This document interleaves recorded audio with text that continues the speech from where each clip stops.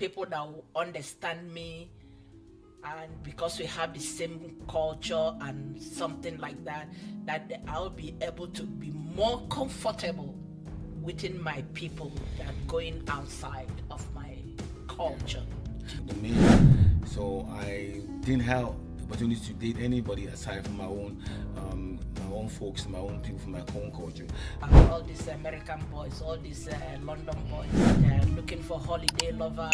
They just want to come and have fun. At the end of the day, they go home, they break your heart and go home and leave you lonely. And this is somebody I want to spend the rest of my life with. My father he refused. He said no. Stood his ground and said, that is not going to happen. To my And husband, of course, speak your language to your children. English is their everyday language. They're going to speak English every day.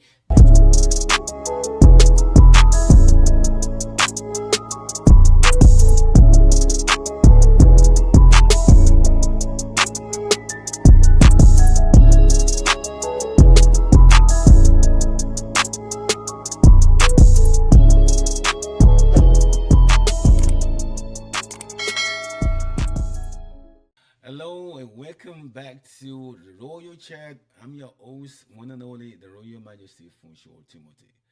Well, with me today, I have still the same lady that's always been on this show several times, and the dynamic lady.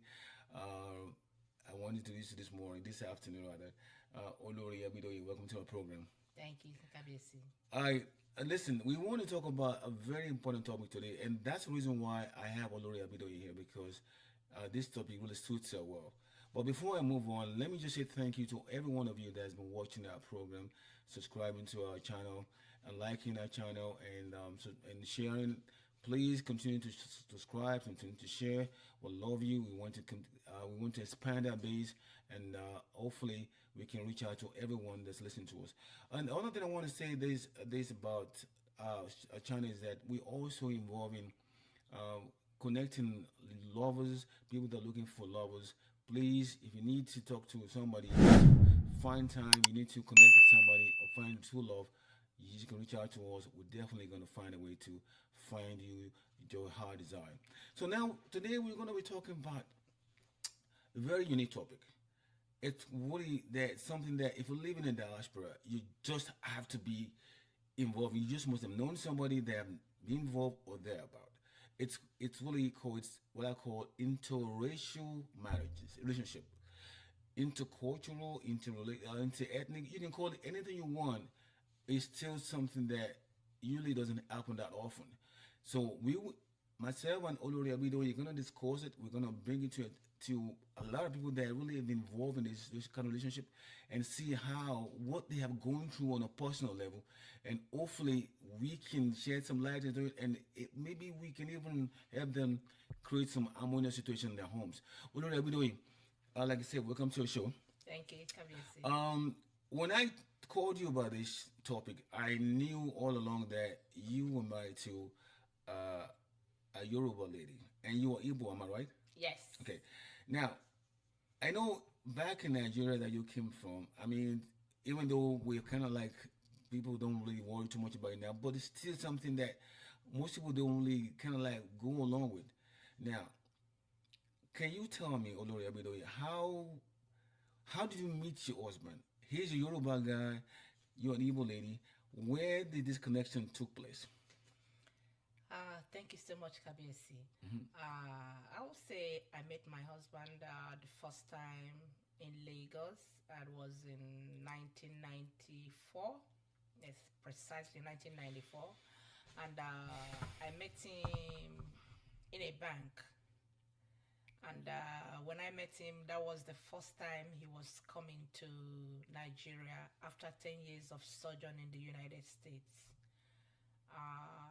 I've never dated a Yoruba person. I always stick to my people from my culture, being an Igbo lady. So, but when I met him, it was really, I would say that something striking about him that I looked at. He was so bold. He had the courage, that boldness to come to me you know. But when he was meeting me, he never knew I was an Igbo girl until we started talking. Okay. Yeah, I mean, I can understand that. You're a very tall lady, and I'm sure at that time you probably have one of those sexy long legs that Sexy mini dress. that The mini red dress that caught the eyes. yes, I've always said that if you are a tall lady and you wear those miniskirt and high heels, you would definitely be an attraction to anyone that sees you. So I'm not surprised that your husband saw you and fell in love with that look. All right, now you mentioned that you've never dated anybody beyond your ethnic group. Do you know why you didn't do that? Do you have this kind of feeling that maybe you shouldn't do it, or is it because that's the culture in your society that you shouldn't date anybody aside from your own ethnic group? Not really. Because I would say I have not met somebody outside of my culture.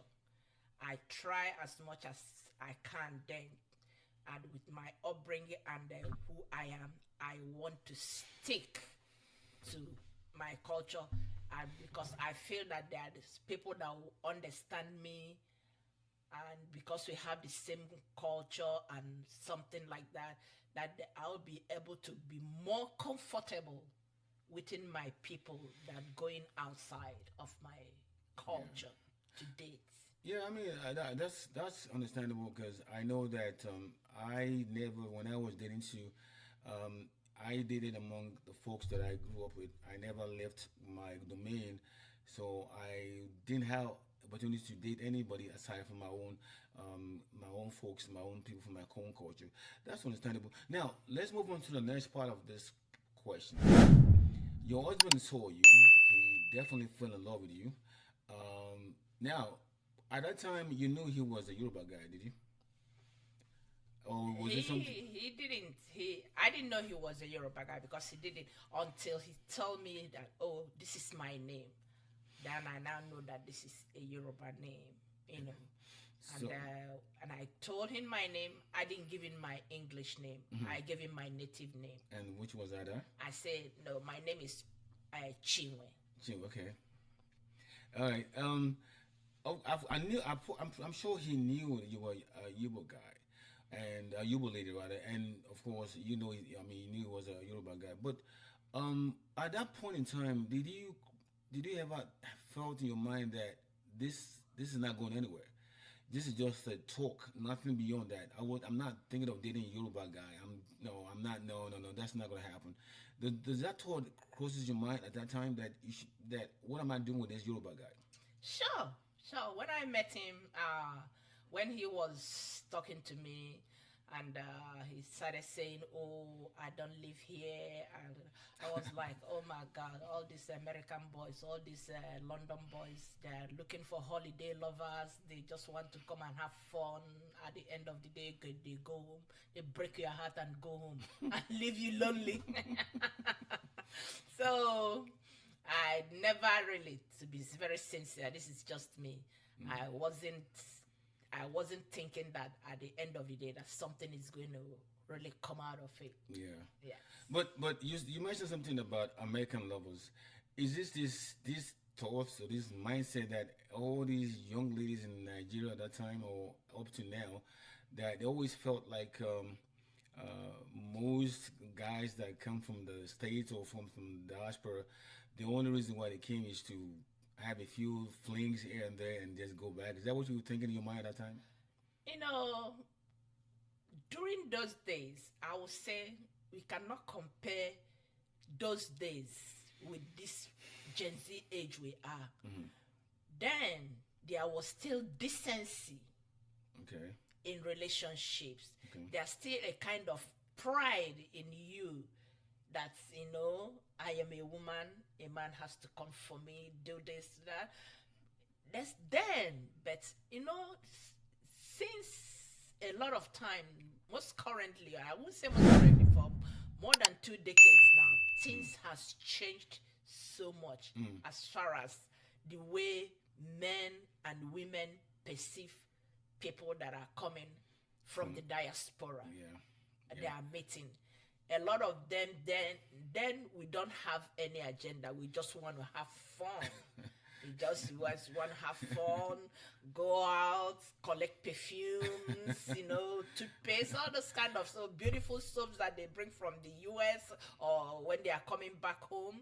We don't really have so much agenda then compared to the agenda that people have now, because most men or women now, when they see somebody coming from abroad, is like they look at it as a ticket To move out. to move out or to do whatever they want to do.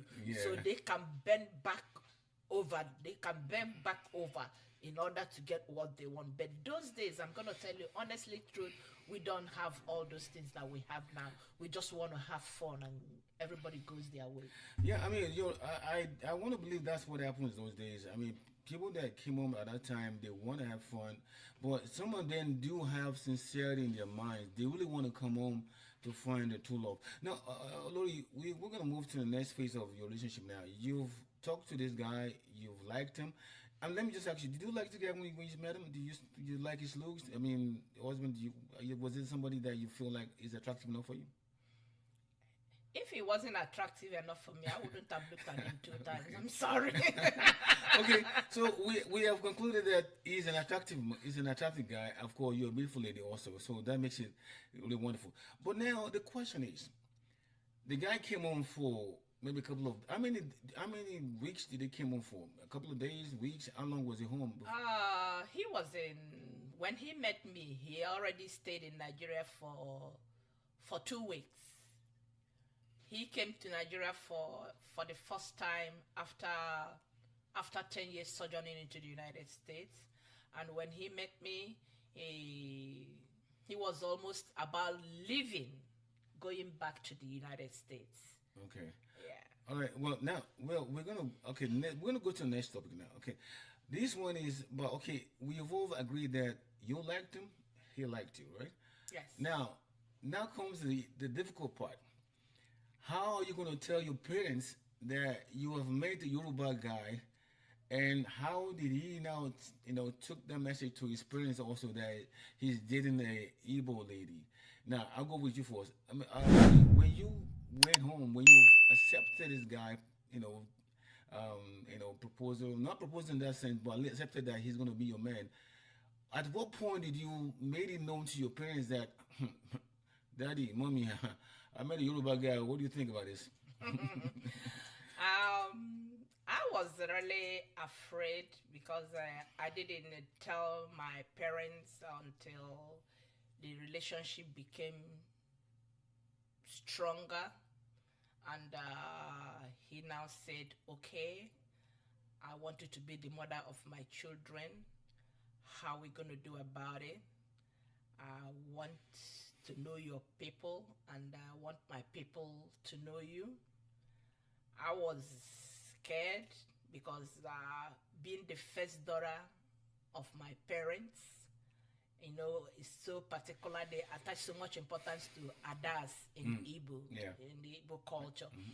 As the Ada of the house, I say I don't know how my daddy is going to feel about it. I didn't go to my daddy straight. I first of all talked to my mom. My mom said, "Okay, I should go and talk to my daddy."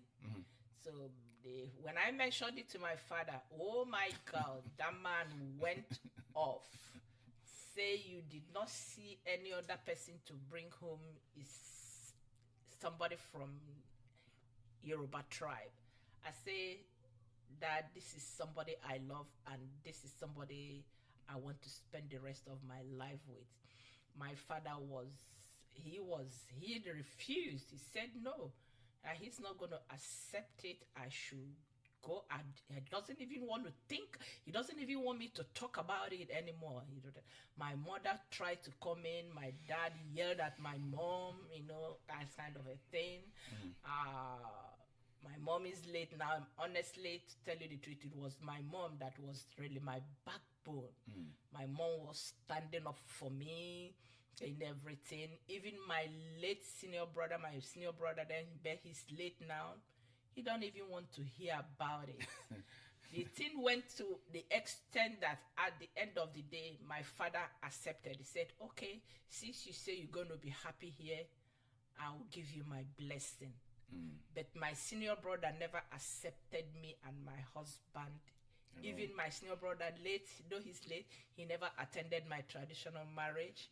He never attended my wedding, my court marriage, everything. He never took part. Just to tell you how he, I'll say, despised my relationship with the Yoruba guy. with the Yoruba Now, person. can you tell me why is it like this within us? I mean, we all. I mean, you're from Nigeria. I'm from Nigeria. I think by now we should be able to live beyond the fact that one tribe is different from another tribe. And why do you think that took place? I mean, the fact that your uncle stood his ground and said that is not going to happen, and of course it took a lot of convincing for him to change. Oh, you say he didn't change his mind at all? No, he didn't. Do you know why that happens a lot in this kind of situation where some person in that family, vis-a-vis the husband or the wife, to be always gonna stand their ground and say, "No, my child, my son, my daughter is not marrying this person." Why do you think that happens? I don't really know. I don't really know because, like, even that time, me and my husband, then even on his own side, his family was really against it. Why you gonna go and marry an Igbo girl? Why you didn't see any other person from your tribe? This, that. It wasn't easy, but like I would say, I don't know the particular reason why that they're not gonna support two people.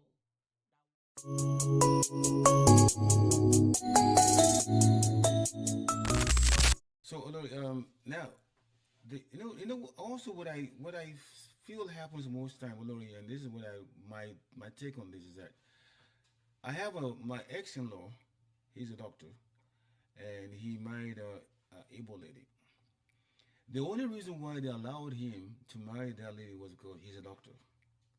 Okay, do you think that if your man had been somebody who was a rich man or a rich Yoruba guy, would your uncle have felt different about the whole thing? I don't really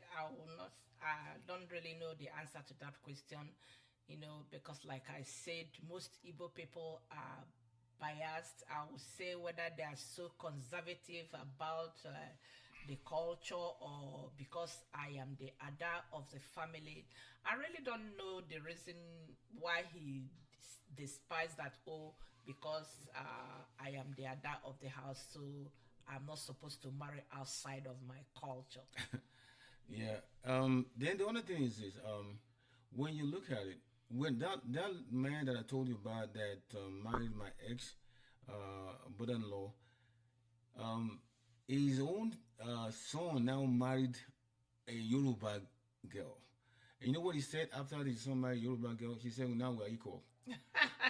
She said, "Now we're equal." Okay, you took our daughter, now we took your son. So it's just like they're not really and they don't have that confidence that their child or their daughter can marry anybody but their own race. Now let's move on to the next question. That is the cultural part.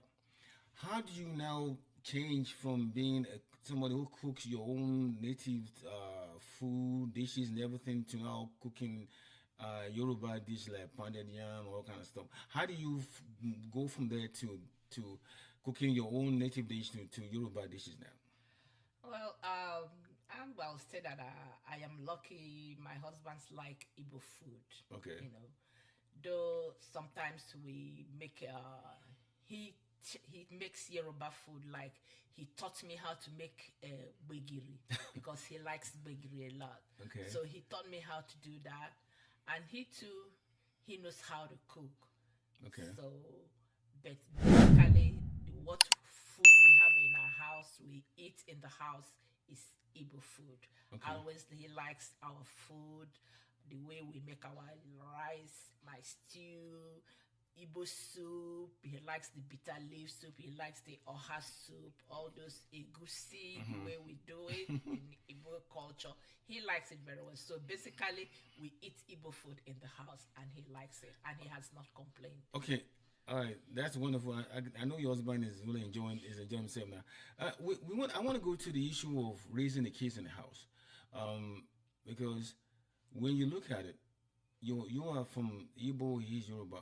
What dialect do you speak in the house? Is it Igbo or is it Yoruba, or you don't really have anything? You just speak English. Generally, in the house, we speak English because I don't speak Yoruba, and he don't speak Igbo. Okay. So we don't understand our language. Wow. So the primary language we have in the house is English. And that is the same language we use in bringing up our children. My children don't know how to speak Igbo. My children don't know how to speak Yoruba. Though when my mom was alive, when she was with us, she will always say to my husband, speak your language to your children. English is their everyday language. They're going to speak English every day. But I will want you to speak your language to your children so that when they go out there or when they come home, they can be able to mix up with their people by speaking the language. But because I don't speak the Yoruba language, and he doesn't speak Igbo, I would say he doesn't want to make me offend me or something like that. I don't know how I'm going to put it. So we now become English becomes the general language we speak in the house. Yeah. I've known a friend of mine whose sister married the Igbo guy, and they made it clear in the house that no one speak Igbo, no one speak Yoruba. They have to speak um, um, English in the house. But unfortunately, the marriage ended up in divorce. Whatever is in the happens, I can say. When his friends come or his families, and one thing I like about Yoruba, when there are two or three within themselves, they can't speak English again. They speak Yoruba, Is it And the same with them? initially, I don't hear any Yoruba at all. But let me tell you now, I can speak 97% of the language. You can speak it well? I can hear 97% of the language, but I can't speak it because when I speak, they're gonna be laughing at me. Yeah. Maybe because the way I'm pronouncing the stuffs and the but that doesn't really matter. Sometimes when you come to my house, in those days they speak the language, they say certain things about me that I don't understand. But now when you come to the house, it's gonna tell you, please be careful what you're saying because my wife hears everything. Because if you say something that is not gonna augur well with her, you're gonna be in trouble. Yeah. Yeah. Well, I'm glad that at least you've been married close to 30 years now, so everything must be working well for you, and I'm glad that your marriage is doing great. Look, look, we've talked about the good side of inter intercultural relationship, and but now we're gonna go to the bad side of it, Oh yeah. the ugly side of that, Yes. and we'll do that after we come back for the next episode. All right, stay tuned.